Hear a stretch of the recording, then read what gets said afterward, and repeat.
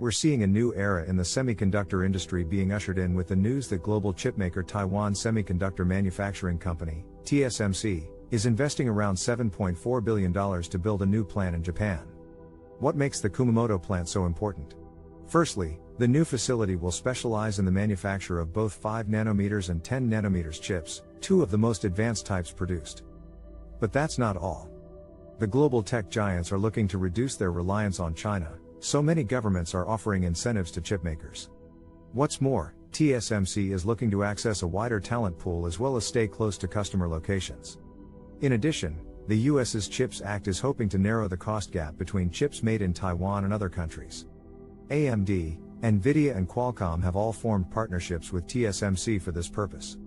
These efforts may even help the chipmaker achieve their ambitious plans of setting up a new semiconductor factory in the US. Intel has already been operating a facility in Arizona for years, and now TSMC may join them. This could have huge benefits to the company by giving them access to customers at the cutting edge of technology. So what kind of impact are these plans likely to have? Pretty big, it seems. If TSMC succeed in narrowing the cost gap, then the global chip war could get much more competitive in both the short and the long term.